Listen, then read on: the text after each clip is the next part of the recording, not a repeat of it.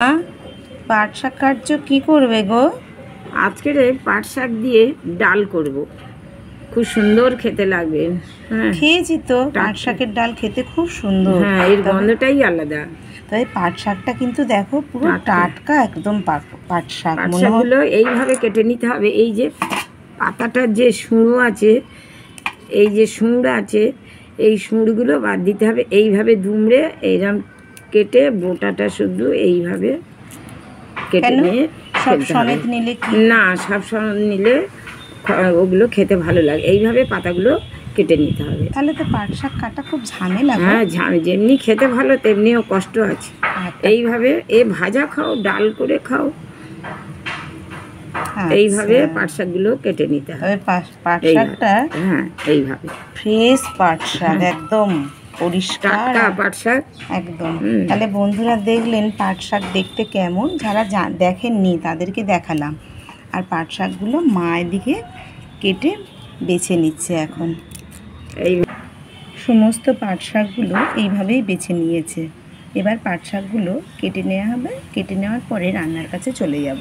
পাট শাকগুলো এভাবে কুচি কুচি করে নিতে হয়। পাট শাকগুলো কেটে নিয়েছে, কাটা বলতে একটা একটা পাট শাক 2-3 পিস করে নিয়েছে। এবার চলুন ফোড়নটা গিয়ে ধরিয়ে দিই। এক বাটি মুগ ডাল নিয়েছি। আমি এই ডালটা অন্য ধরন করে রান্না করব। এই ডালটা আমি ভালো করে ধুয়ে নেব। উনুনটা ধরিয়ে দিলাম। কড়াটা গরম হয়ে গেছে। এবার কড়ার মধ্যে আমি ডালটা সিদ্ধ হওয়ার জন্য পরিমাণ মতন জল দিয়ে দেব। জলটা গরম হয়ে গেছে। এই জলের মধ্যে আমি ডাল ধুয়ে রেখেছিলাম। জলটা গরম হলে তারপর ডালটা দিতে হবে। ডাল দিয়ে করছি, আপনারা যে কোনো ডাল দিয়ে করতে পারেন। আজকের আমাদের নিরামিষ, তাই আমি মুগ ডাল দিয়ে করছি। ডালের মধ্যে আমি লবণ দিয়ে দিচ্ছি। এই লবণটা এখন কেন দিচ্ছি? ডালটা তাড়াতাড়ি গলে যাওয়ার জন্যে। ডালের মধ্যে আমি 1 চামচ চিনি দিয়ে দেবো। এবার আমি একটু ঢাকা দিয়ে দেবো, ডালটা সিদ্ধ হয়।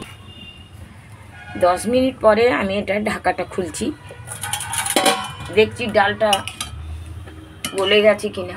হ্যাঁ, ডালটা গলে গেছে। ডালটা গলে গেছে। আমি এর মধ্যে পাট পাতাগুলো দিয়ে দেবো।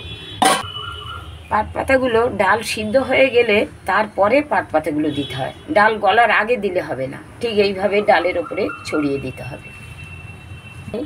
1 মিনিটের জন্যে ঢাকা দিয়ে দেবো। 1 মিনিট পরে আমি ঢাকাটা খুলে দিলাম।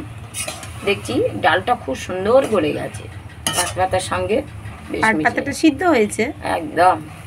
আচ্ছা, এর মধ্যে আমি অল্প একটু জল দিয়ে দেবো। এটা পাতলা করে না, ডাল মাখা মাখা হয়।